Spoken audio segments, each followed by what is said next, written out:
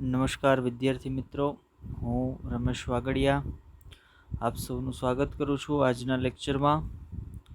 આજનો લેક્ચર આપણું જે રનિંગ ચેપ્ટર છે, જે ધોરણ 12નું 5મું ચેપ્ટર છે, આનુવંશિકતા અને ભિન્નતાના સિદ્ધાંતો, એના પરનો 10મો લેક્ચર છે. અગાઉ આ ચેપ્ટરના ખૂબ જ અગત્યના એવા 9 લેક્ચરની આપણે વાત કરી ગયા છીએ, જેની અંદર પહેલાં 8 લેક્ચરની અંદર આપણે મેન્ડેલિઝમની વાત કરી ગયા છીએ. મેન્ડેલિઝમ સંદર્ભે તમામ બાબતો છે એની વાત કરી ગયા, જેમ કે આનુવંશિકતાના નિયમો, મેન્ડલનો એક સંકરણનો પ્રયોગ, મેન્ડલનો દ્વિસંકરણનો પ્રયોગ, જનીન વિદ્યા એટલે શું છે, જનીન વિદ્યામાં મેન્ડલનું કાર્ય, મેન્ડલના કાર્યનું પુનઃસંશોધન, આ બધી બાબતો સંદર્ભની ચર્ચા છે એ આપણે શરૂઆતના લેક્ચરની અંદર કરી ગયા છીએ. અને ગયા લેક્ચર એટલે લેક્ચર નંબર 9થી આપણે ડેવિએશન ઓન મેન્ડેલિઝમ એટલે કે મેન્ડલના કાર્યનું વિચલન અથવા મેન્ડેલિઝમનું વિચલન એના પર પહોંચ્યા છીએ. તો ગઈકાલે જ્યારે આપણે મેન્ડેલિઝમનું વિચલન શરૂ કર્યું ત્યારે આપણે તમને કીધું હતું કે ભાઈ મેન્ડેલિઝમના વિચલનના ચાર જુદા જુદા પ્રકારો છે, જેમાં ગઈકાલે પહેલા પ્રકારની આપણે શરૂઆત કરી હતી, જેમાં આપણે મેન્ડેલિઝમના વિચલનનો પહેલો પ્રકાર ભણ્યા હતા, જેને આપણે અપૂર્ણ પ્રભાવિતા તરીકે ઓળખતા હતા. હવે અપૂર્ણ પ્રભાવિતા બાદ આજે આપણે વાત કરવાની છે ડેવિએશન ઓન મેન્ડલ એટલે કે મેન્ડલના કાર્યના વિચલનની અંદર જ સહપ્રભાવિતાની. મતલબ અગાઉ આપણે એક બાબત એવી ભણી ગયા છીએ કે જ્યારે જનીનોની જોડીમાં કોઈ એક સજીવની અંદર જ્યારે એક લક્ષણનો તમે અભ્યાસ કરો છો, ત્યારે જે જનીનની જોડી એ લક્ષણનું નિયમન કરતી છે, એની અંદર બે અલગ અલગ પ્રકારના જનીનો આવેલા છે, મતલબ પોતે વિષમયુગ્મી છે. એક માનો કેપિટલ ટી છે ને એક સ્મોલ ટી છે. તો આવા કિસ્સામાં બે જનીનોમાંથી કોઈ એક જનીન છે ને એ પોતાની અસર દર્શાવતું, જ્યારે બીજું જનીન છે એ પોતાની અસર દર્શાવતું નહીં. તો જે જનીન પોતાની અસર દર્શાવતું એને આપણે પ્રભાવી જનીન તરીકે ઓળખતા, અથવા તો એ ઘટનાને આપણે પ્રભાવિતા તરીકે ઓળખતા. બીજી એક ઘટના ગયા લેક્ચરમાં એટલે લેક્ચર નંબર 9ની અંદર આપણે જોઈ ગયા કે ભાઈ જ્યારે કોઈ એક પિતૃ કે જેની અંદર કોઈ એક લક્ષણનો તમે અભ્યાસ કરો છો અને એ લક્ષણના જનીન માટે એ પિતૃ છે એ વિષમયુગ્મી હોય. ઉદાહરણ તરીકે હું તમને વાત કરું, આપણે જે એક્ઝામ્પલ લીધું એનું જ, કે આપણે એક પુષ્પની વાત કરતા હતા, મિરાબિલિસ જલાપા, અથવા જેને આપણે શ્વાન પુષ્પ, ડોગ ફ્લાવર તરીકે પણ ઓળખતા હતા, સ્નેપ ડ્રેગન તરીકે પણ ઓળખતા હતા. તો એની અંદર આપણે વાત કરી હતી કે ભાઈ લાલ રંગનું પુષ્પ અને સફેદ રંગનું પુષ્પ એ બંનેને મિશ્ર કરીએ અથવા એ બંને વચ્ચે સંકરણ કરાવીએ તો F1 પેઢીની અંદર આપણને કાં તો જો પ્રભાવિતા થતી હોય ને તો કાં તો પુષ્પ લાલ રંગના મળવા જોઈએ અથવા તો સફેદ રંગના મળવા જોઈએ, પણ આપણને કેવા મળતા હતા? આપણને મળતા હતા ગુલાબી રંગના પુષ્પ. મતલબ બીજી એક બાબત આપણે એવી જોઈ હતી કે બંને જનીનો છે એ અપૂર્ણ રીતે પ્રભાવિત થતા હતા, બંને પોતાની થોડી થોડી અસર દર્શાવતા હતા, બેમાંથી એક પણ પૂર્ણ રીતે પ્રભાવી નહોતું થતું. એને આપણે અપૂર્ણ પ્રભાવિતા કહેતા હતા.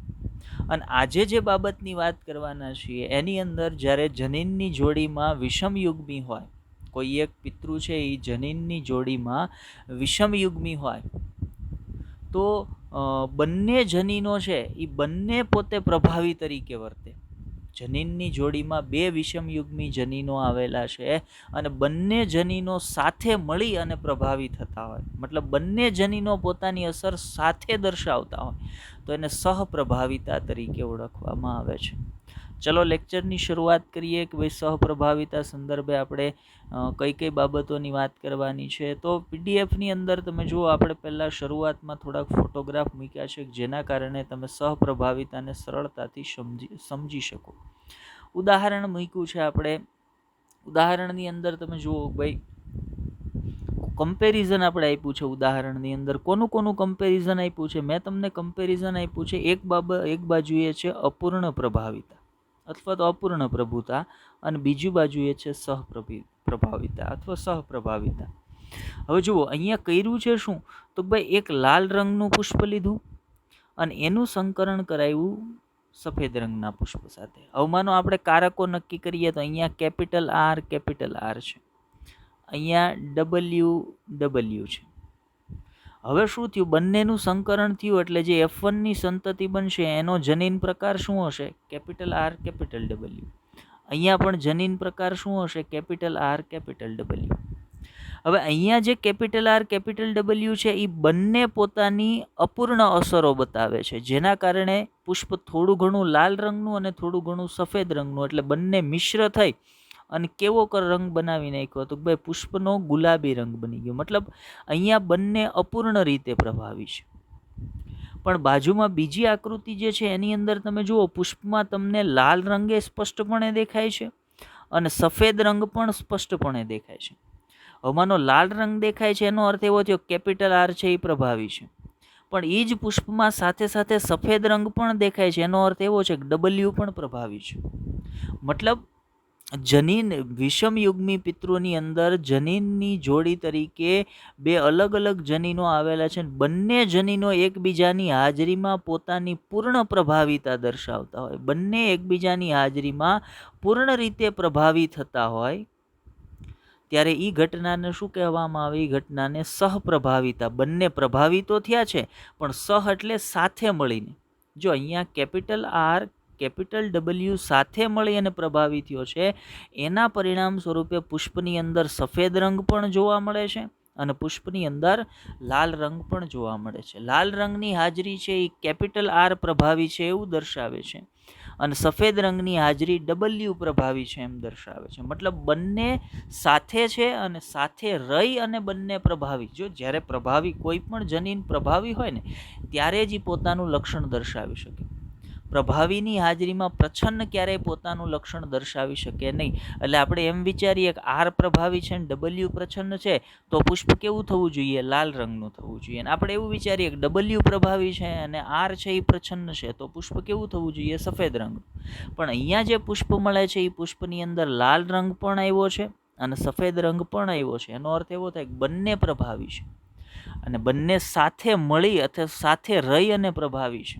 તો જ્યારે બે જુદા જુદા જનીનો સાથે રહી અને બંને પોતાની એકબીજાની હાજરીમાં પ્રભાવિતા દર્શાવતા હોય ત્યારે એવી પ્રભાવિતાને સહપ્રભાવિતા તરીકે ઓળખવામાં આવે છે. આજે એના સંદર્ભની આપણે વાત કરવાના છીએ. ચલો આગળ વધીએ. હજી એકાદ એક્ઝામ્પલ પ્રાણીના સંદર્ભમાં જોઈ લઈએ. તો અહીંયા જુઓ આપણે ફોટોગ્રાફ રાખ્યા છે. આ જે ફોટોગ્રાફ છે એની અંદર આપણે વિવિધ પ્રકારના એનિમલને રાખ્યા છે. એમાંનો મેં એક મરઘીનો ફોટોગ્રાફ રાખ્યો છે, એક ગાયનો ફોટોગ્રાફ છે, અને નીચે તરફના ફોટોગ્રાફની અંદર આપણે ડોગને રાખ્યા છે, કૂતરાઓને રાખ્યા છે. જો પહેલો ફોટોગ્રાફ છે જે મરઘીનો, એને તમે ધ્યાનથી જોશો તો એની અંદર તમને કાળો રંગ પણ દેખાય છે અને વચ્ચે વચ્ચે કાળા રંગ સાથે સફેદ રંગ પણ એના પીછાની અંદર દેખાય છે. મતલબ તમે એવું વિચારો કે આ જે મરઘી છે, આ જે અહીંયા આપણને મરઘી દેખાય છે જે મેલ છે, એના પિતૃ હશે ને એ આવા છે, કેપિટલ બી એટલે કે બ્લેક કલર અને કેપિટલ ડબલ્યુ એટલે કે વ્હાઇટ કલર. એ બંને વચ્ચે ક્રોસ કરાવવામાં આવ્યો એટલે જે F1 સંતતિ મળી એ કેવી મળશે, એ મળશે BW. હવે જો આમાંથી બી પ્રભાવી હોય તો મરઘી છે એ કાળા રંગની થવી જોઈએ અને ડબલ્યુ પ્રભાવી હોય તો મરઘી સફેદ રંગની થવી જોઈએ. અથવા તો જો બંને અપૂર્ણ રીતે પ્રભાવી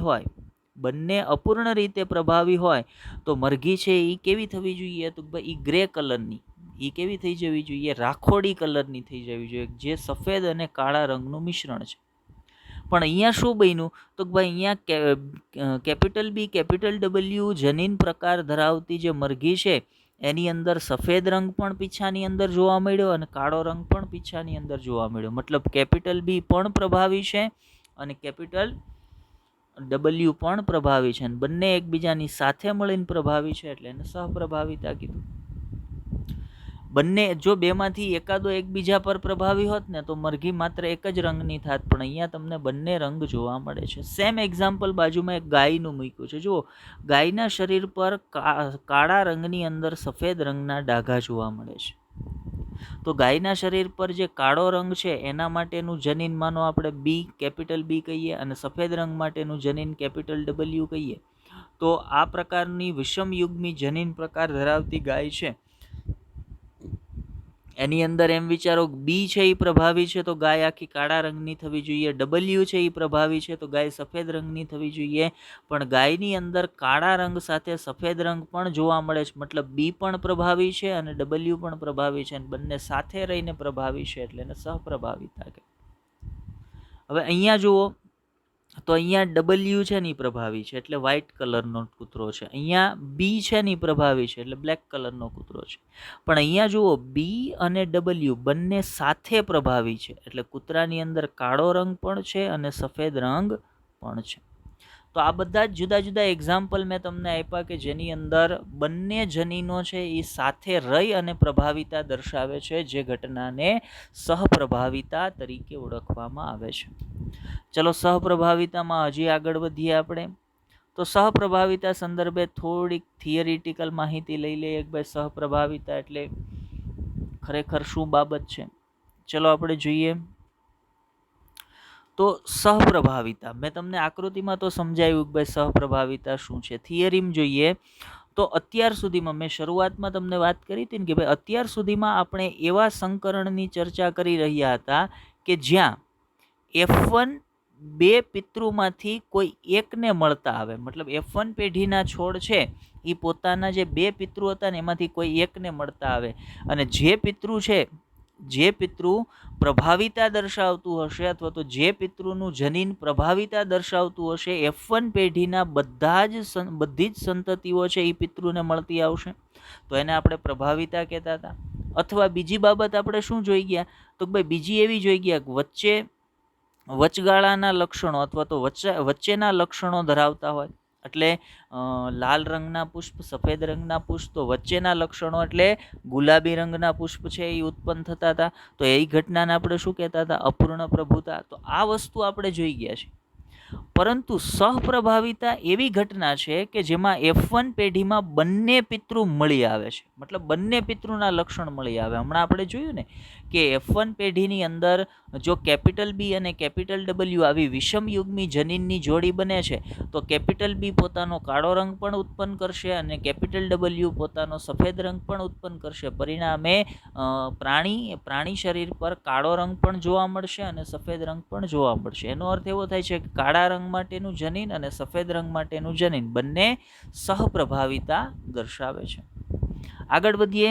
જ્યારે કોઈ એક સજીવમાં જનીનની જોડીમાં બે અલગ અલગ જનીનો હોય એટલે કે વિષમયુગ્મી હોય, બે અલગ અલગ જનીન એટલે કેપિટલ ટી સ્મોલ ટી કયો, કેપિટલ બી સ્મોલ બી કયો, કેપિટલ બી કેપિટલ ડબલ્યુ કયો, તો આ બધા વિષમયુગ્મિતા દર્શાવે છે. મતલબ એની વાત કરી છે કે જ્યારે કોઈ સજીવમાં જનીનની જોડીમાં બે અલગ અલગ જનીનો હોય એટલે કે વિષમયુગ્મી હોય ત્યારે જોડીનું દરેક જનીન પ્રભાવી થઈ પોતાનું લક્ષણ દર્શાવે. જોડીનું દરેક, અહીંયા કેપિટલ ટી પણ પ્રભાવી થાય, સ્મોલ ટી પણ પ્રભાવી થાય, તો બંને સાથે રહીને પ્રભાવી થાય તો એને સહપ્રભાવિતા કહેવાય. કેપિટલ બી પ્રભાવી બને, સ્મોલ બી પણ પ્રભાવી બને, બંને સાથે રહીને પ્રભાવી બને તો એને સહપ્રભાવિતા કહેવાય. કેપિટલ બી પણ પ્રભાવી થાય અને કેપિટલ ડબલ્યુ પણ પ્રભાવી થાય, તો બંને સાથે રહીને પ્રભાવી થાય તો એને સહપ્રભાવિતા તરીકે ઓળખવામાં આવે છે. સહપ્રભાવિતાનું સૌથી સારું ઉદાહરણ તેનું એક ઉદાહરણ મનુષ્યનું રુધિર જૂથ છે. રુધિર જૂથ આપણે કહીએ ને બ્લડ ગ્રુપ, એ જુદા જુદા વ્યક્તિનું બ્લડ ગ્રુપ જુદું જુદું હોય, તો વ્યક્તિનું પોતાનું બ્લડ ગ્રુપનું જે લક્ષણ છે, રુધિર જૂથનું જે લક્ષણ છે ને, એ સહપ્રભાવિતાનું એક્ઝામ્પલ છે. શેનું એક્ઝામ્પલ છે? સહપ્રભાવિતા. હવે મનુષ્યનું રુધિર જૂથ છે એ સહપ્રભાવિતા તો ખરું જ, સહપ્રભાવિતાનું એક્ઝામ્પલ તો ખરું જ, સાથે સાથે મનુષ્યનું રુધિર જૂથ બીજી એક બાબતનું પણ ખૂબ જ સારું એક્ઝામ્પલ છે. કઈ બાબત? ચાલો એની વાત કરી દઉં વચ્ચે તમને. તો મનુષ્યનું રુધિર સહપ્રભાવિતા સાથે સાથે મનુષ્યનું રુધિર જૂથ સહપ્રભાવિતા સાથે સાથે બહુવૈકલ્પિક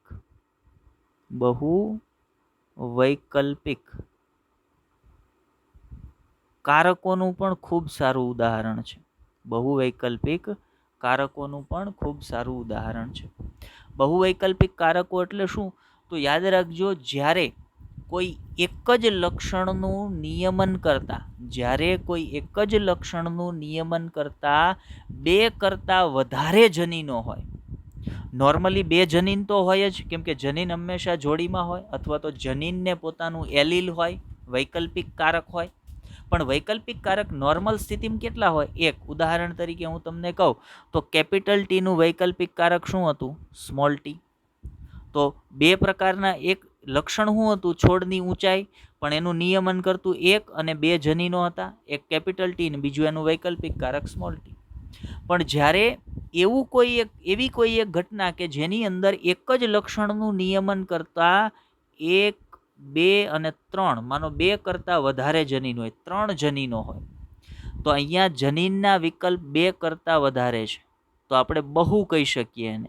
તો કોઈ એક જનીનના 2 કરતાં વધારે વિકલ્પો હોય અને એવા 2 કરતાં વધારે વિકલ્પો ધરાવતા કારકોને આપણે બહુવૈકલ્પિક કારકો કહીએ.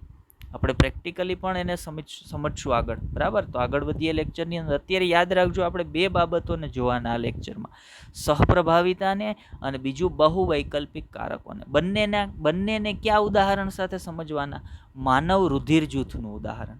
એની સાથે આપણે બંને બાબતોને સમજવાના છે, બહુવૈકલ્પિક કારકો શું છે અને સહપ્રભાવિતા શું છે. ચલો આગળ વધીએ.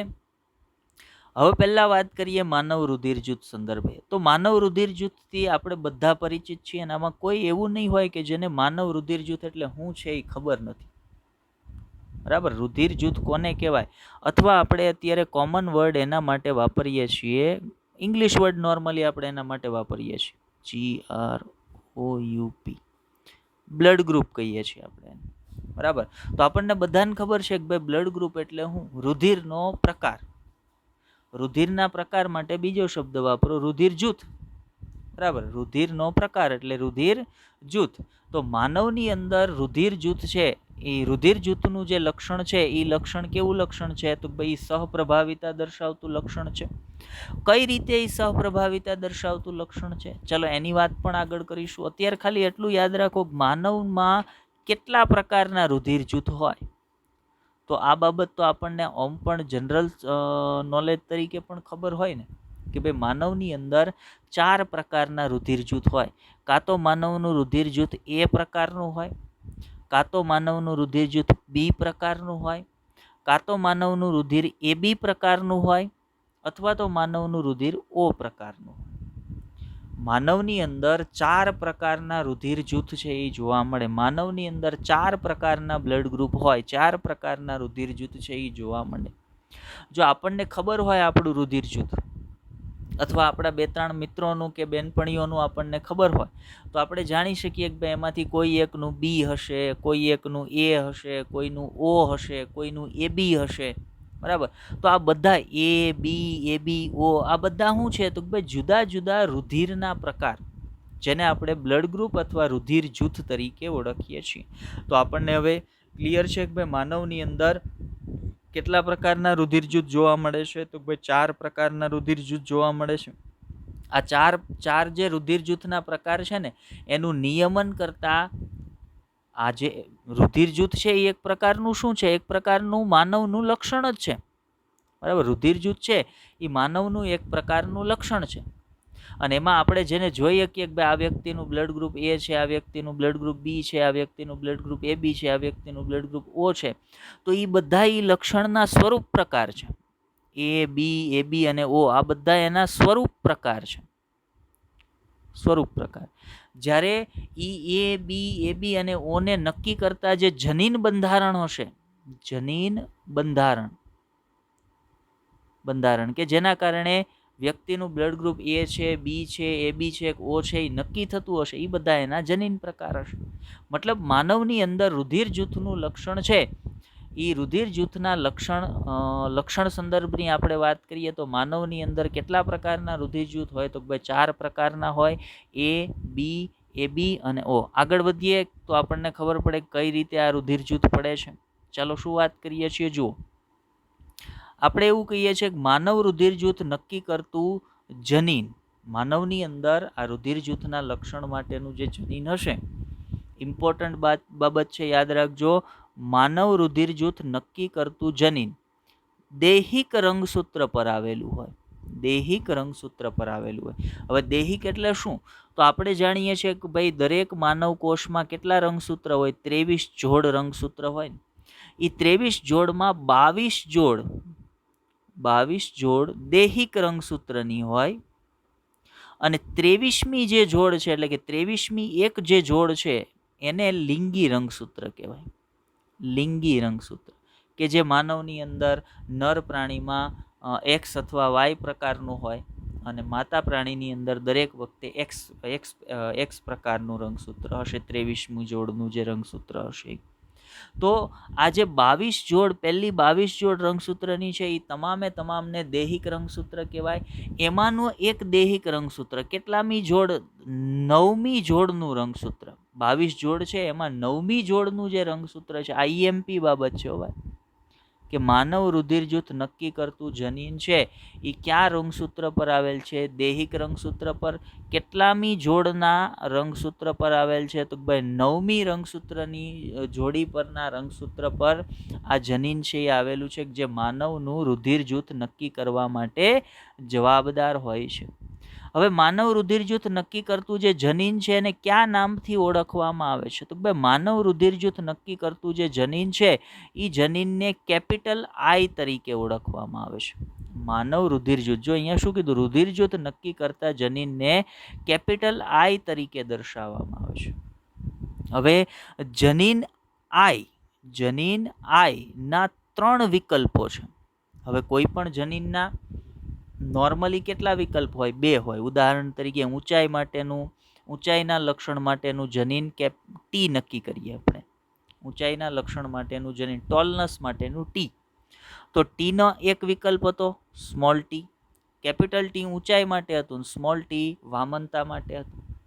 હવે અહીંયા રુધિર જૂથ નક્કી કરતું જે જનીન I છે એ I ને 2 નહીં, કેટલા વિકલ્પ છે? એને 3 વિકલ્પ છે. એક હશે કેપિટલ IA, એક હશે કેપિટલ IB અને એક હશે સ્મોલ I. હવે અહીંયા 2 કેપિટલ I પ્રકારના છે અને એક સ્મોલ I પ્રકારનું છે. યાદ રાખજો, કેપિટલ I છે ને એ પ્રભાવી જનીન છે. એ કેવું છે? પ્રભાવી. જ્યારે સ્મોલ I છે એ કેવું છે? પ્રચ્છન્ન જનીન છે. બરાબર. કેપિટલ I ની હાજરીમાં સ્મોલ I કેવું જનીન છે? પ્રચ્છન્ન જનીન છે. તો જનીન I ના કેટલા વિકલ્પો છે? 3 વિકલ્પ છે. કેપિટલ IA પહેલો વિકલ્પ, કેપિટલ IB બીજો વિકલ્પ, કેપિટલ IA ત્રીજો વિકલ્પ. હવે આ 3માંથી દરેક, જો માનવ કેવું છે? દ્વિકીય સજીવ છે ને. માનવ છે એ 2n સજીવ છે. આપણા દરેક કોષમાં જે રંગસૂત્રની સંખ્યા છે એ જોડમાં હોય એટલે માનવને આપણે દ્વિકીય સજીવ કહીએ. દ્વિકીય 2n સજીવ કહીએ આપણે એને. 2n સજીવ કહીએ. તો આપણી અંદર જે જનીન આવેલ હશે એ જનીન જોડમાં હશે, મતલબ 2 જનીન આવેલા હોય. તો અહીંયા તો વિકલ્પ કેટલા છે? 3 છે. તો એ 3માંથી કોઈ 3 જે વિકલ્પો છે એમાંથી માનવ શરીરમાં કોઈ 2 આવેલા હશે. એ 2 તરીકે આ પણ આવેલો હોય, કેપિટલ IA સ્મોલ I. ચલો એ વિકલ્પને વ્યવસ્થિત સમજીએ. અહીંયા થોડીક જગ્યા ખાલી કરી નાખીએ. તો માનવ, મેં શું કીધું? માનવ છે એ કેવું સજીવ છે? દ્વિકીય સજીવ છે. માનવ છે એ દ્વિકીય સજીવ છે. તો એની અંદર દરેક લક્ષણનું નિયમન કરતી જે જનીન હશે એ જનીનની જોડી આવેલ હશે. હવે એવી જ રીતે કેપિટલ I જીન સંદર્ભે વાત કરીએ તો એની જોડી જ આવેલી હોય. હવે I જીનના વિકલ્પ, નોર્મલ જીનના વિકલ્પ તો 2 જ હોય એટલે જોડીમાં બંને વિકલ્પો એના આવી જાય. પણ આ જે જનીન છે એના કેટલા વિકલ્પો છે? એના 3 વિકલ્પ છે. મતલબ જોડીમાં 3માંથી કોઈ 2 હશે. એ 3માંથી 2 તરીકે કોણ કોણ હોઈ શકે? તો એ 3માંથી 2 તરીકે આવી રીતે હોય. માનો કેપિટલ IA એક આ પ્રકારની જોડ હોય, અથવા બને કેપિટલ IA સ્મોલ I આ પ્રકારની જોડ બને, અથવા બને કેપિટલ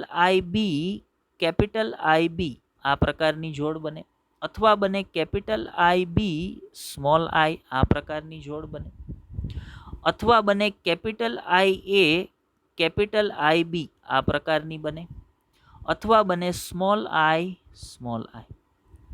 મતલબ આ જે ત્રણ વિકલ્પો છે, જનીન આઈના જે ત્રણ વિકલ્પો છે, મતલબ આઈ જીન માટેના ત્રણ જે વૈકલ્પિક કારકો છે, આઈ જીનને કેટલા વિકલ્પો છે? ત્રણ વિકલ્પો છે. આ ત્રણ વિકલ્પો મળી અને જે રુધિર જૂથ નક્કી કરતું લક્ષણ છે એના કેટલા જનીન પ્રકાર બનાવી શકે? તો ભાઈ એના 6 જનીન પ્રકાર બનાવી શકે. ક્યાં ક્યાં? કેપિટલ આઈ એ, કેપિટલ આઈ એ, કેપિટલ આઈ એ સ્મોલ આઈ, કેપિટલ બી સ્મોલ આઈ, સોરી કેપિટલ આઈ બી સ્મોલ આઈ, પછી કેપિટલ આઈ એ, કેપિટલ આઈ બી અને સ્મોલ આઈ. હવે બાકી બધાને તમે ધ્યાનમાં ન લ્યો, બાકી બધાને હમણાં આગળ આપણે વાત કરીશું, પણ બાકી બધાને થોડીક વાર તમે ધ્યાનમાં ન લ્યો. તમારે માત્ર આના પર ધ્યાન કેન્દ્રિત કરો. આ જે જોડી હું ગુલાબી રંગથી માર્ક કરું છું ને એના પર. એમાં શું જોવાનું છે? તો મેં તમને હમણાં ત્રણ વિકલ્પોની વાત કરીને ત્યારે કીધું કેપિટલ આઈ જીન જે છે ને એ સ્મોલ આઈ પર પ્રભાવી છે. હવે કેપિટલ આઈ એ અને કેપિટલ આઈ બી એ બેયમાં તો આઈ કેવો છે? કેપિટલ છે, મતલબ બંને પ્રભાવી છે. બંને પ્રભાવી છે. સ્મોલ આઈ છે ને એ પ્રચ્છન્ન છે. આ તો બંને પ્રભાવી છે. મતલબ એક જોડીમાં બંને પ્રભાવી જનીનો છે. એક જોડીમાં બંને પ્રભાવી જનીનો છે. ત્યારે જનીન કેપિટલ આઈ એ પોતાની અસર દર્શાવશે. એના કારણે વ્યક્તિનું રુધિર એ પ્રકારનું થશે.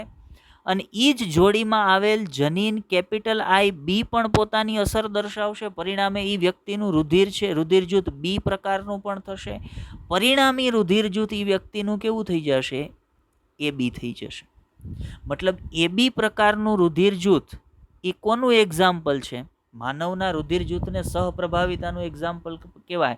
પણ માનવના રુધિર જૂથનો એવો કયો પ્રકાર છે જે સહપ્રભાવિતાનું એક્ઝામ્પલ છે? તો ભાઈ એ બી પ્રકારનું રુધિર જૂથ. કેમ કે એ બી કઈ રીતે થાય? તો ભાઈ જ્યારે કેપિટલ આઈ એ, કેપિટલ આઈ બી બંને એક જનીનની જોડીમાં ભેગા થાય તો કેપિટલ આઈ એ છે એ પ્રકારનું રુધિર જૂથ બનાવે, કેપિટલ આઈ બી બી પ્રકારનું રુધિર જૂથ બનાવે.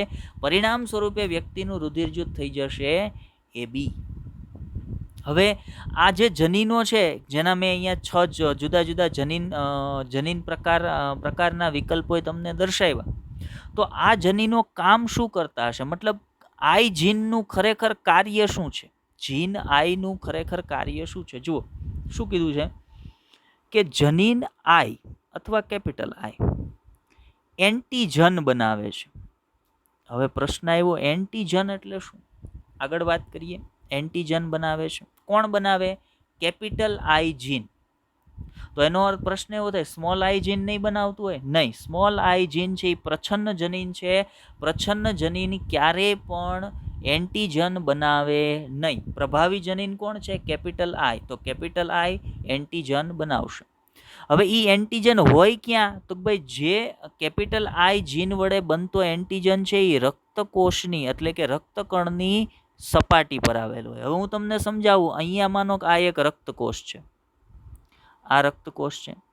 એ રક્તકોષની સપાટી પર અથવા એના કોષ રસ પટલ પર તમે એમ પણ કહી શકો અહીંયા આ પ્રકારના એક વિશિષ્ટ શર્કરાના પોલિમર અથવા તમે એમ કહી શકો ગ્લાયકોપ્રોટીન. આ જે છે એ ગ્લાયકોપ્રોટીન છે. ગ્લાયકોપ્રોટીન મોલેક્યુલ છે એ રક્તકોષના કોષરસ પટલ પર આવેલા હોય અને એ જે ગ્લાયકોપ્રોટીન છે એને શું કહેવાય? એન્ટીજન કહેવાય. એ એન્ટીજન કોણ બનાવી શકે? કેપિટલ આઈ જીન બનાવી શકે. સ્મોલ આઈ જીન છે એ આવા એન્ટીજન બનાવી શકે નહીં. યાદ રાખજો. હવે એન્ટીજન વિશિષ્ટ પ્રકારના શું છે? ગ્લાયકોપ્રોટીન છે. એન્ટીજન શું છે? વિશિષ્ટ પ્રકારના ગ્લાયકોપ્રોટીન છે જે ક્યાં આવેલા હોય? રક્તકોષના કોષરસ પટલ પર આવેલા હોય અથવા તો રક્તકોષની સપાટી પર જોડાયેલા હોય. અને એ કોણ બનાવી શકે? કેપિટલ આઈ જીન બનાવી શકે. સ્મોલ આઈ જીન બનાવી નથી શકતો. હવે માનવની અંદર રુધિર જૂથ નક્કી કરતા જીન તરીકે કેપિટલ આઈ જીનની વાત કરો તો કેપિટલ આઈ જીનને પાછા બે વિકલ્પો છે ને, કેપિટલ આઈ એ અને કેપિટલ આઈ બી. તો કેપિટલ આઈ એ છે ને એ કેપિટલ એ પ્રકારનો એન્ટીજન અથવા કેપિટલ એ પ્રકારનો ગ્લાયકોપ્રોટીન બનાવશે.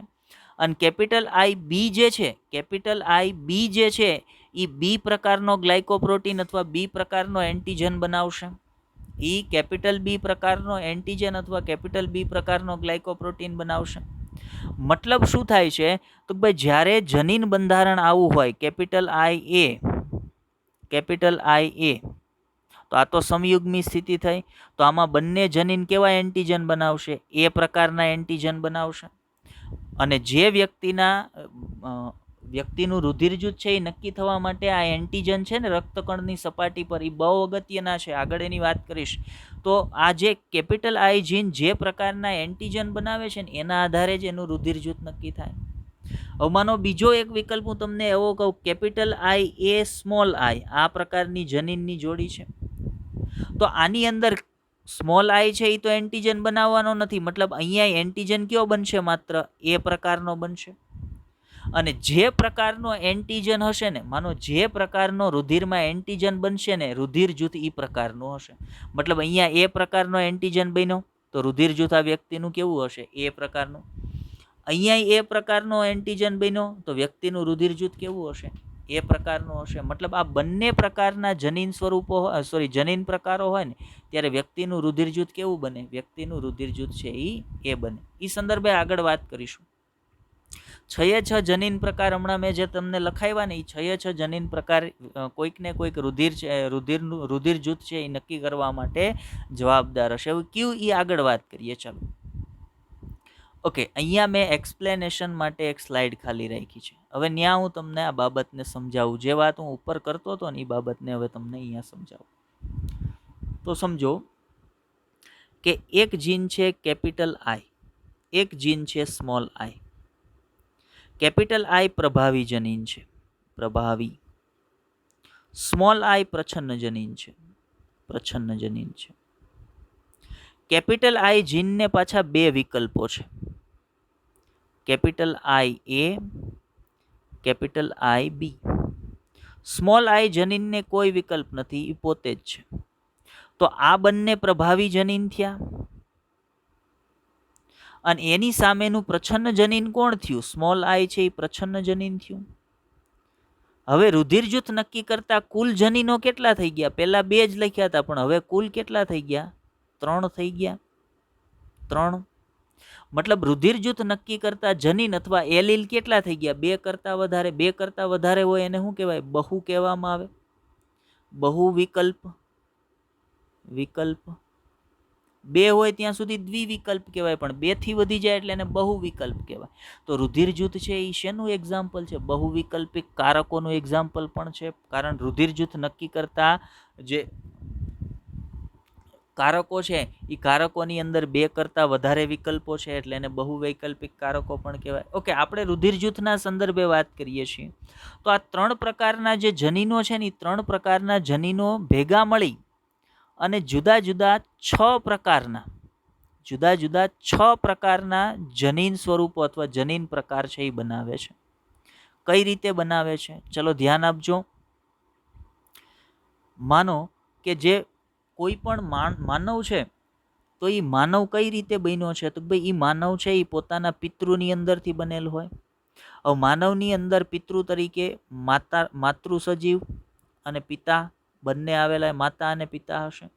હવે જ્યારે પ્રજનનની પ્રક્રિયા થશે ત્યારે માતાના શરીરમાંથી એક પ્રજનન કોષ એન સ્વરૂપે આવશે, પિતાના શરીરમાંથી એક પ્રજનન કોષ એન સ્વરૂપે આવશે. આ બંને જોડાશે, શું બનશે? 2n યુગ્મનજ બનશે અને આ યુગ્મનજમાંથી પછી નવો સજીવ છે એ બનવાનો છે. આ ક્રિયાવિધિ આપણે જાણીએ છીએ.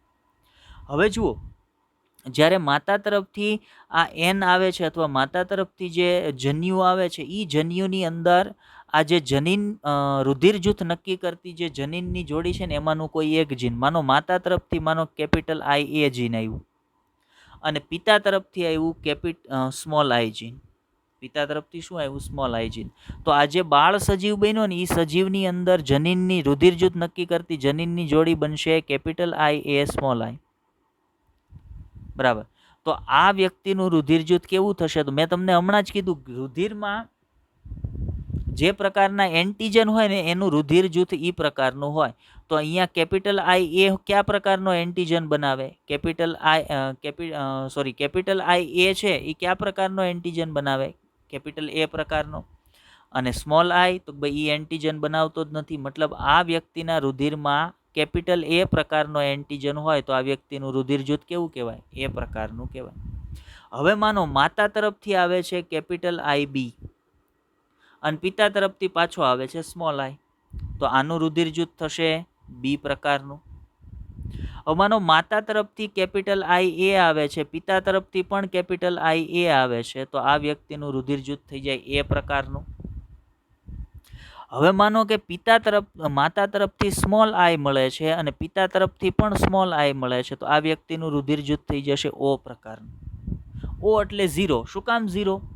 તો જુઓ, આ છે એ કોઈ પણ પ્રકારનો એન્ટીજન બનાવે નહીં, મતલબ એન્ટીજન 0 છે એટલે એ રુધિર જૂથને ઓ કહી દીધું. અહીંયા આ જે સ્મોલ આઈ છે એ કોઈ પ્રકારનો એન્ટીજન બનાવશે નહીં, પણ કેપિટલ આઈ બી છે એ કયા પ્રકારનો એન્ટીજન બનાવશે? બી પ્રકારનો એન્ટીજન બનાવશે. એટલે એ વ્યક્તિનું રુધિર જૂથ કેવું થઈ જશે? બી પ્રકારનું થઈ જશે. અહીંયા બંને કેપિટલ આઈ એ છે એ પ્રકારનું એન્ટીજન બનાવશે એટલે વ્યક્તિનું રુધિર જૂથ કેવું થઈ જશે? એ પ્રકારનું થઈ જશે. માનો હવે આપણે મૂળ જે મુદ્દાની વાત કરવાની છે, જે સહપ્રભાવિતાનું એક્ઝામ્પલ છે એના પર આવીએ. કે જ્યારે ફલનની પ્રક્રિયા થાય ત્યારે માતા તરફથી માનો કેપિટલ આઈ એ જીન મળ્યું અને પિતા તરફથી કેપિટલ આઈ બી જીન મળ્યું. એટલે આ જે બાળ સજીવ બનશે ને એની અંદર કેપિટલ આઈ એ પણ હશે અને કેપિટલ આઈ બી પણ હશે. તો આ વ્યક્તિનું રુધિર જૂથ કેવું થઈ જશે? તો ભાઈ સમજો, કેપિટલ આઈ એ છે એ પ્રકારનો એન્ટીજન બનાવશે, કેપિટલ આઈ બી છે એ બી પ્રકારનો એન્ટીજન બનાવશે, એટલે વ્યક્તિનું રુધિર જૂથ થઈ જશે એ બી પ્રકારનું. આગળ મેં આ સંદર્ભમાં કોષ્ટકો પણ મૂક્યા છે, પણ અત્યારે થિયરિટિકલ વાત તમને એક્સપ્લેન કરું છું, સમજાવું છું. મતલબ તમારા મગજની અંદર બેસી જવું જોઈએ કે રુધિર જૂથ નક્કી કરતું જે જનીન છે, જેને જીન આઈ કહેવાય, એના 3 વિકલ્પો હોય: કેપિટલ આઈ એ, કેપિટલ આઈ બી અને સ્મોલ આઈ. જ્યાં કેપિટલ આઈ જીન છે એ એક વિશિષ્ટ પ્રકારની શર્કરાનો પોલિમર બનાવે, જેને ગ્લાયકોપ્રોટીન કહેવાય અથવા એન્ટીજન કહેવાય. એ ક્યાં હોય? એ હોય રક્તકણની સપાટી પર. અને એ જે પ્રકારનો હોય ને એ પ્રકારનું વ્યક્તિનું રુધિર જૂથ હોય. ઉદાહરણ તરીકે કેપિટલ આઈ જીન છે ને એના પાછા 2 વિકલ્પો છે. સ્મોલ આઈના કોઈ વિકલ્પ નથી, કેપિટલ આઈના 2 વિકલ્પો છે, કેપિટલ આઈ એ અને કેપિટલ આઈ બી. કેપિટલ આઈ એ છે એ પ્રકારનો એન્ટીજન બનાવે, કેપિટલ આઈ બી છે એ બી પ્રકારનો એન્ટીજન બનાવે. હવે માનો સમયુગ્મી સ્થિતિમાં સજીવની અંદર કેપિટલ આઈ એ હોય તો એ કયા પ્રકારનો એન્ટીજન બનાવે? એ પ્રકારનો.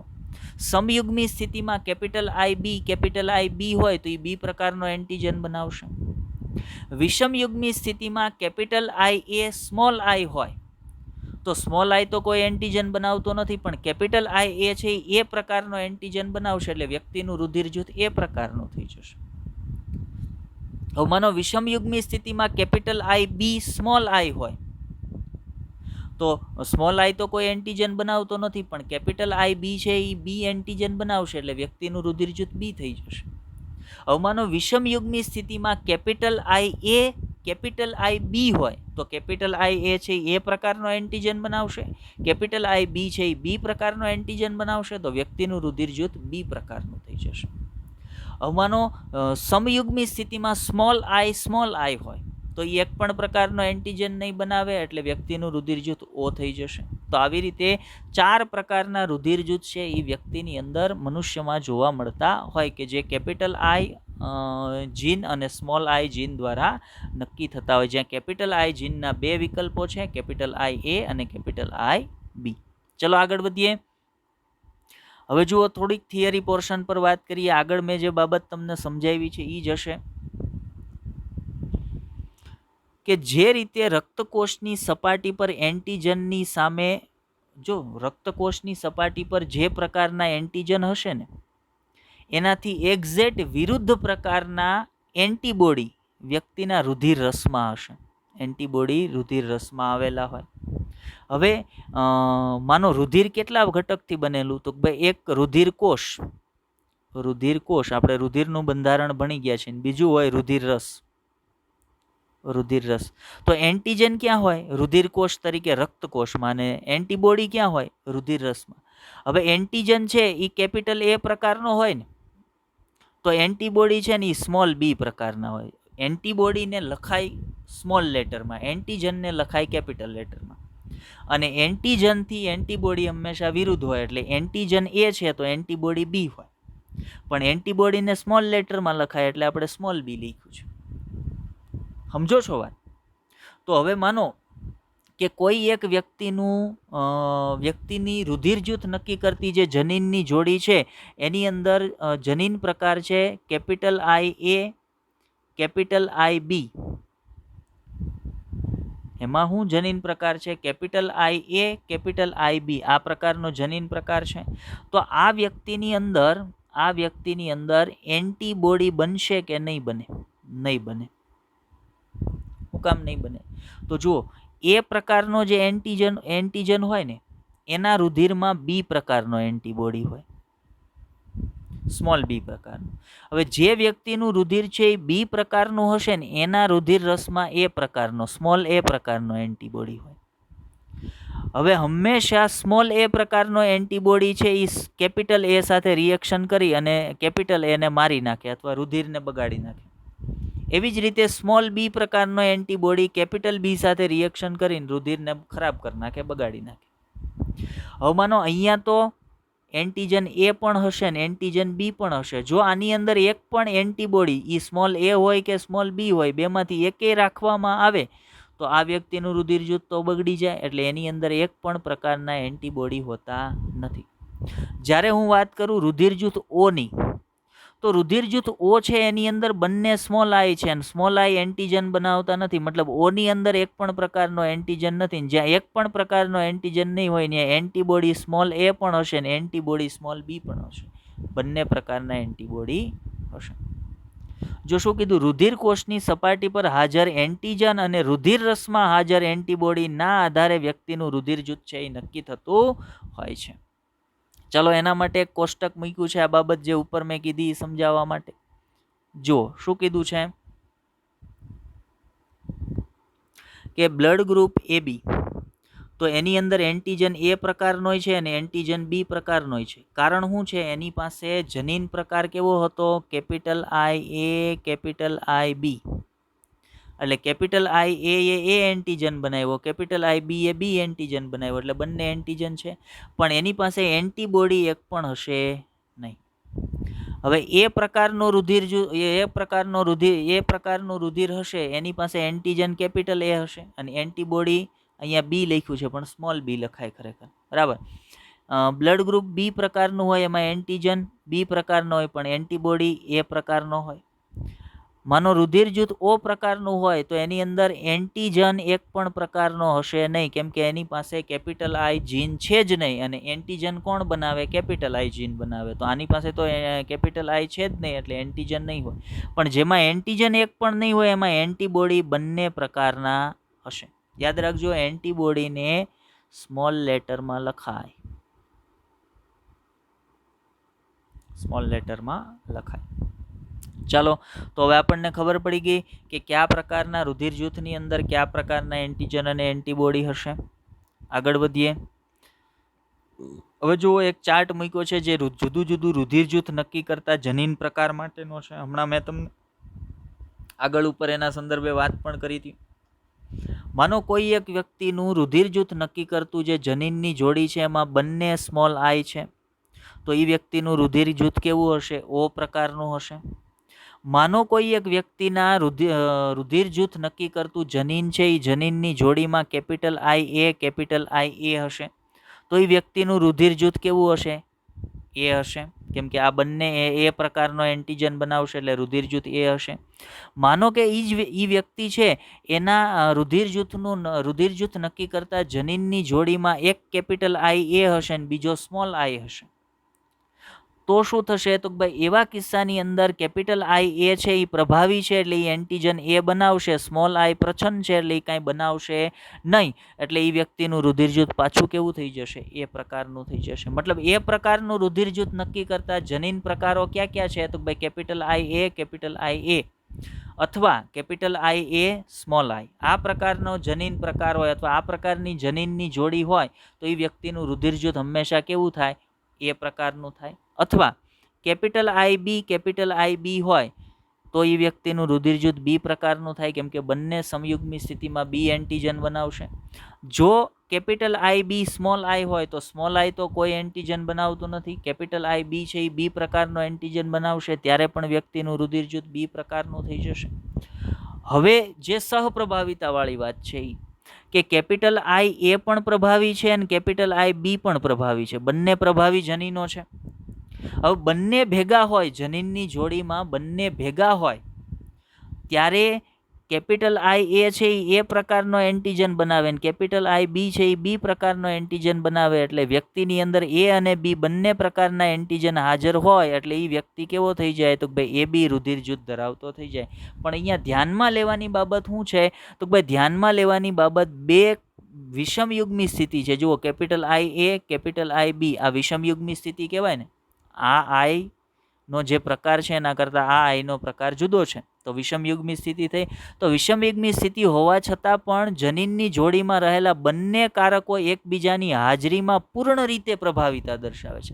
એટલે કેપિટલ આઈ એ પણ પ્રભાવી થયું અને કેપિટલ આઈ બી પણ પ્રભાવી થયું, તો બંને સાથે રહીને પ્રભાવી થયા ત્યારે એ વ્યક્તિનું રુધિર જૂથ કેવું થયું? એ બી થયું. તો આને સહપ્રભાવિતાનું એક્ઝામ્પલ કહી શકાય. ચલો આગળ વધીએ એ સંદર્ભે. ઓકે, હવે એક બીજી વાત કે અહીંયા આપણે એનસીઆરટીનું જે લખાણ છે ને એને બેઠે બેઠું સ્ક્રીનશોટ લઈને મૂકી દીધું છે. એની પાછળનું એક રીઝન છે કે આ લખાણની અંદર જે કેપિટલ આઈ એ, કેપિટલ આઈ બી સંજ્ઞાઓ લખેલી છે ને એ ટાઈપ કરવી થોડીક અઘરી પડતી હતી, એટલે મેં સીધું એનસીઆરટીનું પેજ છે એ મૂકી દીધું છે. આપણે એનો મુદ્દાસર એક એક બાબતોને સમજતા જઈએ. શું કીધું? જુઓ, મનુષ્યમાં એબીઓ રુધિર જૂથ, મનુષ્યની રુધિર જૂથની જે પદ્ધતિ છે ને, રુધિર જૂથનો જે પ્રકાર છે ને એને એબીઓ પ્રકારનું રુધિર જૂથ કહેવાય. એબીઓ પ્રકારનું રુધિર જૂથ. માનવ રુધિર જૂથ કેવું છે? એબીઓ પ્રકારનું રુધિર જૂથ છે. તો મનુષ્યમાં એબીઓ રુધિર જૂથનું નિર્ધારણ કરવાવાળા વિભિન્ન પ્રકારના રક્તકણો છે. હવે વિભિન્ન પ્રકારના રક્તકણ કેમ કીધા? તો સમજો કે એક રક્તકણની સપાટી પર એ પ્રકારના એન્ટીજન આવેલા છે અને એક રક્તકણની સપાટી પર બી પ્રકારના એન્ટીજન આવેલા છે. તો આ રક્તકણ એ એન્ટીજન વાળો, આ રક્તકણ બી એન્ટીજન વાળો, તો એકબીજાથી અલગ થઈ ગયા કે નહીં? એટલે કીધું છે કે વિભિન્ન પ્રકારના રક્તકણો છે એ રુધિર જૂથ નક્કી કરે છે. આગળ વધીએ. એબીઓ રુધિર જૂથનું નિયંત્રણ આઈ જીન કરે છે અને આઈ જીન કેટલામાં નંબરના રંગસૂત્ર પર આવેલ છે? નવમી જે દૈહિક રંગસૂત્રની જોડી છે અથવા નવમું જે દૈહિક રંગસૂત્ર છે એના પર આઈ જીન છે એ આવેલું હશે, જે રુધિર જૂથ નક્કી કરવા માટે જવાબદાર છે. આગળ વાત કરીએ રક્તકણના કોષરસ સ્તરની સપાટી પર. રક્તકણના કોષરસ સ્તરની સપાટી પરથી બહાર ઉપસેલ શર્કરાના પોલિમર હોય અને આ પોલિમરનો પ્રકાર કયો હશે તે બાબતનું નિયંત્રણ જનીન આઈ દ્વારા થાય છે. હવે માનો જનીન આઈ છે એ કેપિટલ આઈ એ, કેપિટલ આઈ એ પ્રકારનું, જનીન આઈ છે એ કેપિટલ આઈ એ પ્રકારનું હોય તો એન્ટીજન એ બને. જનીન છે એ કેપિટલ આઈ બી પ્રકારનું હોય તો એન્ટીજન બી બને, અને જો સ્મોલ હોય તો કોઈ એન્ટીજન બને નહીં. તો એન્ટીજન કયા પ્રકારનો બનશે એનો આધાર કોના પર છે? કેપિટલ આઈ જીન પર છે. એ બાબત કીધી છે. આ જનીન કેપિટલ આઈના 3 એલેલ, કેપિટલ આઈ એ, કેપિટલ આઈ બી અને સ્મોલ આઈ હોય છે. જ્યાં એલેલ કેપિટલ આઈ એ અને કેપિટલ આઈ બી એકબીજાથી થોડીક જ અલગ પડતી શર્કરાનું ઉત્પાદન કરે છે. બંને એકદમ સામ્યતા દર્શાવતી શર્કરા કે જેની વચ્ચે થોડો ઘણો ફેરફાર છે એવી શર્કરાનું ઉત્પાદન કરે છે. જ્યારે સ્મોલ આઈ એલીલ કોઈ પણ પ્રકારની શર્કરાનું ઉત્પાદન કરતો નથી. હવે અહીંયા જે શર્કરા શબ્દ વપરાય ને આગળ હું તમને સમજાવતો હતો ત્યારે મેં જે એન્ટીજન શબ્દ વાપર્યો હતો ને એ જ એન્ટીજન એટલે શર્કરા. ત્યારે મેં કીધું હતું ખરું, શર્કરાનો પોલિમર એટલે એન્ટીજન, બરાબર, જેને આપણે ગ્લાયકોપ્રોટીન પણ કહેતા હતા. હવે જુઓ અહીંયા શું થયું, કેપિટલ આઈના બંને વિકલ્પો એન્ટીજન બનાવે છે જે એકબીજાથી થોડા થોડા અલગ હોય, પણ સ્મોલ આઈ એન્ટીજન બનાવતું નથી. એટલે કેપિટલ આઈ જીન કેવું થઈ ગયું, પ્રભાવી થઈ ગયું. સ્મોલ આઈ જીન કેવું થઈ ગયું, પ્રચ્છન્ન થઈ ગયું. કારણ કે મનુષ્ય દ્વિકીય સજીવ છે, 2N છે. એટલા માટે પ્રત્યેક વ્યક્તિમાં આ ત્રણમાંથી 2 પ્રકારના જનીન હોઈ શકે. જો વિકલ્પો એક જનીનના 3 છે, પણ મનુષ્ય છે એ તો દ્વિકીય છે, 2N છે. એટલે આ 3માંથી કોઈ 2 જ હશે મનુષ્યની અંદર. 3 તો એક સાથે આવી શકે નહીં, કારણ કે જનીનની જોડીમાં હંમેશા 2 જ જનીનો હોય. હા, 2 જનીનની જોડીઓ ઘણી બધી હોઈ શકે. તમે સમજો, હું કહું છું capital A, capital A, capital B, capital B, capital C, capital C. આમ જનીનની જોડીઓ ઘણી બધી હોય, પણ દરેક જોડીમાં જનીન કેટલા હોય, 2 જ હોય. 2 કરતાં વધારે હોઈ શકે નહીં. એટલે જે 3 વિકલ્પો છે ને એક જનીનના, એમાંથી કોઈ 2 વિકલ્પો છે ને એ મનુષ્યની અંદર આવે. સમજો, કેપિટલ IA અને કેપિટલ IB એ સંપૂર્ણ રીતે સ્મોલ આઈ પર પ્રભાવી હોય છે. એટલે જ્યારે કેપિટલ IA અને સ્મોલ આઈ બંને હાજર હોય ત્યારે ફક્ત કેપિટલ IA અભિવ્યક્ત થાય છે. કેપિટલ IA અભિવ્યક્ત થાય. મેં તમને સમજાવ્યું હતું ને, એક જનીન પ્રકાર તમને સમજાવ્યો હતો કે ભાઈ કેપિટલ IA જનીન પ્રકાર શું હતો, કેપિટલ IA સ્મોલ આઈ. ત્યારે એ વ્યક્તિનું રુધિર જૂથ કેવું થતું હતું, A, કારણ કે ત્યાં કેપિટલ IA છે એ એન્ટીજન A બનાવશે, સ્મોલ આઈ તો કોઈ એન્ટીજન બનાવતો નથી. જુઓ ફરી વખત કહું, એટલે કે જ્યારે કેપિટલ IA અને સ્મોલ આઈ હાજર હોય, જનીનની જોડીમાં એક કેપિટલ IA હોય ને એક સ્મોલ આઈ હોય, બંને હાજર હોય ત્યારે ફક્ત કેપિટલ IA અભિવ્યક્ત થાય છે. કારણ કે સ્મોલ આઈ કોઈ પણ પ્રકારની શર્કરાનું ઉત્પાદન કરતું નથી. અને જ્યારે કેપિટલ IB સ્મોલ આઈ હાજર હોય ત્યારે માત્ર કેપિટલ IB અભિવ્યક્ત થાય છે. પણ જ્યારે, જો હવે અગત્યની બાબત હવે આવી, ઉપરની બાબતથી હવે મુખ્ય બાબત પર હવે પહોંચ્યા, જ્યારે કેપિટલ IA અને કેપિટલ IB બંને સાથે હોય, મતલબ પહેલી જનીનની જોડ આવી કીધી કેપિટલ IA સ્મોલ આઈ, ત્યારે ખાલી એ જ વ્યક્ત થાય. એ વ્યક્ત થવા માટે આવી જોડી હોય, કેપિટલ IA કેપિટલ IA. બીજું તમને કીધું હતું કેપિટલ IB સ્મોલ આઈ, તો આમાં B બનશે. પણ એક વિકલ્પ એવો છે કેપિટલ IA અને કેપિટલ IB. આ કિસ્સામાં શું થાય એની વાત કરી છે. જુઓ, જ્યારે કેપિટલ IA અને કેપિટલ IB સાથે હાજર હોય ત્યારે બંને પોતાની શર્કરાની અભિવ્યક્તિ કરે છે. આ ઘટના જ સહપ્રભાવિતા છે અથવા સહપ્રભાવિતા તરીકે ઓળખાય છે. કે 2 જનીનો એકબીજાની સાથે રહી અને પ્રભાવી થયા તો એને સહપ્રભાવિતા કહેવાય. જે AB રુધિર જૂથ છે, મનુષ્યના બધા જ રુધિર જૂથ સહપ્રભાવિતા નથી દર્શાવતા, માત્ર એક જ પ્રકાર જે AB રુધિર જૂથ છે એ સહપ્રભાવિતા દર્શાવે. કારણ AB રુધિર જૂથનો જનીન પ્રકાર શું હોય, કેપિટલ IA કેપિટલ IB. એટલે એ બે પ્રભાવી છે અને બંને સાથે રહીને પ્રભાવી થયા છે. જો આ કારણે રક્તકણમાં A અને B બંને પ્રકારની શર્કરા એટલે બંને પ્રકારના એન્ટીજન હોય છે. ભિન્ન પ્રકારના એલીલ હોવાના કારણે, ભિન્ન પ્રકારના એટલે 3 જુદા જુદા એલીલ આ લક્ષણ માટે હોવાના કારણે 6 સંયોજનોનો સંભવ બને છે. 6 સંયોજનો સંભવ બને છે, જે મેં શરૂઆતમાં બનાવીને તમને બતાવ્યા હતા. જેમ કે આ 1, આ 2, આ 3, કેપિટલ IB કેપિટલ IB, આ 4, આ 5 અને છઠ્ઠું કયું બને, સ્મોલ આઈ સ્મોલ આઈ. આ 6 પ્રકારના જનીન પ્રકાર છે એ 6 સંયોજનો સંભવ બને છે આ 3 વિકલ્પોમાંથી. ચલો એનાથી આગળ વાત કરીએ. આ પ્રકારના, જો આ પ્રકારના ABO રુધિર જૂથ કોષ્ટક 5.2 આગળ આપણે મૂક્યું છે ના 6 વિભિન્ન જનીન પ્રકાર શક્ય બનશે. 6 વિભિન્ન જનીન પ્રકાર શક્ય બનશે અને સ્વરૂપ પ્રકાર કેટલા થશે, તો સ્વરૂપ પ્રકાર થશે 4. ક્યાં 4? A, B, AB અને O. આ 4 સ્વરૂપ પ્રકાર થશે અને જનીન પ્રકાર કેટલા થશે? 6. કારણ કે આ 2 જનીન પ્રકાર તો માત્ર એ જ બનાવવાના અને બીજા 2 આ બે જનીન પ્રકાર માત્ર બી બનાવવાના અને બાકીના એક એ બી બનાવશે ને એક ઓ બનાવશે. એટલે 4 સ્વરૂપ પ્રકાર છે જેના 6 જનીન પ્રકાર હશે. ચલો કોષ્ટકની જે વાત કરતા હતા એ અહીંયા છે. જુઓ શું કીધું છે. આ કોષ્ટક છે ને ખરેખર આનુવંશિકતા માટેનું છે. જો શું કીધું છે કે પિતા તરફથી કેપિટલ આઈ એ મળે છે, માતા તરફથી કેપિટલ આઈ એ મળે છે, તો સંતતિનો જનીન પ્રકાર થશે કેપિટલ આઈ એ. તો એનો સંતતિનો રુધિર જૂથ કેવું થશે? કેપિટલ એ થશે. સંતતિનું રુધિર જૂથ કેવું થશે? કેપિટલ એ થશે. માનો પિતા તરફથી એ મળ્યો, માતા તરફથી બી મળ્યો, તો એ અને કેપિટલ આઈ બી જનીન પ્રકાર બન્યો, તો એનું રુધિર જૂથ કેવું થશે? એ બી પ્રકારનું થશે. બરાબર. બાકીના બધા એક કામ કરો, ચલો આ હું બોલતો નથી, અહીંયા તમને કહેતો નથી, આ બધા તમારે જોઈ લેવાના છે. બરાબર. અને તમારી રીતે એને સોલ્વ કરવાના, સમજવાનો પ્રયત્ન કરવાનો. ન સમજાય એ મને તમારે કહેવાનું છે. બરાબર. એ પણ તમારું હોમવર્ક છે. ન સમજાય એ તમારે મને કહેવાનું છે કોમેન્ટની અંદર, એટલે આપણે એને ડિસ્કસ કરીશું. જો આ કોષ્ટક બહુ ઇમ્પોર્ટન્ટ છે, આના ઉપરથી પ્રશ્ન પૂછાય છે. કેવા પ્રશ્ન પૂછાય? તો એના ઉપરથી એવા પ્રશ્ન પૂછાય કે ભાઈ પિતાનું રુધિર જૂથ આ છે, માતાનું રુધિર જૂથ આ છે, તો બાળકનું શક્યતઃ રુધિર જૂથ કેવું હોઈ શકે? ચલો એવા પ્રશ્ન હું તમને એકાદ બે સોલ્વ કરીને શીખવાડીશ, પણ અત્યારે એની વાત, પ્રશ્નોની વાત પર નથી જતા. આ કોષ્ટકમાં મેં જે કામ તમને હોય એ કામ બધાએ કરવાનું છે. આગળ વધીએ તો હવે તમે સમજી ગયા હશો. શું સમજવાની વાત કરે છે?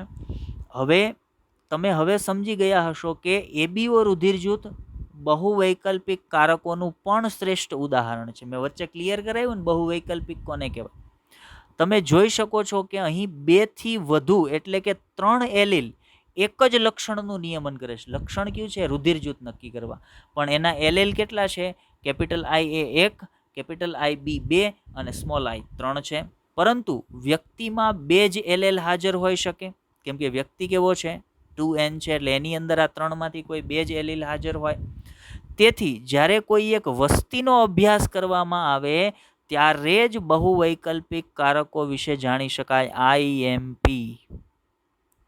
બહુવૈકલ્પિક કારકો વિશે કોઈ એક વ્યક્તિના અભ્યાસથી ના જાણી શકાય, આખી વસ્તીનો અભ્યાસ કરીએ ત્યારે બહુવૈકલ્પિક કારકો વિશે જાણી શકાય. યાદ રાખજો, એસર્શન રિજિયનનો ક્વેશ્ચન બને છે, વિધાન અને કારણ પ્રકારનો ક્વેશ્ચન બને છે. ચલો આગળ વાત કરીએ. ત્યાર પછી શું જોવાનું છે? ઓકે, તો આજે માત્ર સહપ્રભાવિતાની આપણે વાત કરવાની હતી. એનસીઆરટીમાં સહપ્રભાવિતાનું હજી એક એક્ઝામ્પલ વટાણાવાળું તમને આપ્યું છે, પણ બહુ સિમ્પલ છે. તમે એક નજર ફેરવશો એટલે તમને સમજાઈ જશે. બરાબર. એટલે આપણે અહીંયા એનો સમાવેશ નથી કર્યો. સહપ્રભાવિતા સંદર્ભે જેટલું જરૂરી હતું એટલું આપણે તમને અહીંયા કહી દીધું છે. ચલો હવે વાત કરીએ હોમવર્ક પર. બરાબર. તો મેં એક લેક્ચર આની પહેલાં તમને એક્સ્ટ્રા લેક્ચર એક મૂક્યો હતો. એ એક્સ્ટ્રા લેક્ચર બધાએ જોયો હશે અને સમજવાનો પ્રયત્ન કર્યો હશે અને સમજાઈ પણ ગયો હશે એવી આપણે આશા રાખીએ છીએ. તો એના સંદર્ભમાં જ એક હોમવર્ક તમને અત્યારે આપું છું. ચાલો શું છે હોમવર્ક જુઓ. એક જનીન પ્રકાર આપું છું, capital W small w, capital W small w, capital H small h, capital T capital T, small t, capital R capital R. જો તમે એક્સ્ટ્રા લેક્ચરને વ્યવસ્થિત સમજ્યા હશો તો આ સમજવામાં અઘરું પડશે નહીં, આ સોલ્યુશન અઘરું પડશે નહીં. આપેલ જે જનીન પ્રકાર છે એના શક્યતઃ જન્યુ કેટલા બનશે અને ક્યાં બનશે આ તમારે કહેવાનું છે. આ તમારો પહેલો ક્વેશ્ચન છે. ક્વેશ્ચન નંબર 2 સાંભળજો. ક્વેશ્ચન નંબર 2, મેન્ડલે પ્રભુતાનો નિયમ એક સંકરણ પ્રયોગમાં કઈ પેઢીના પરિણામ આધારિત આપેલ છે. આ તમારો બીજો ક્વેશ્ચન થયો. બરાબર. તો 2 ક્વેશ્ચન છે એ મેં તમને અત્યાર સુધીમાં હોમવર્કની અંદર આપી દીધા છે.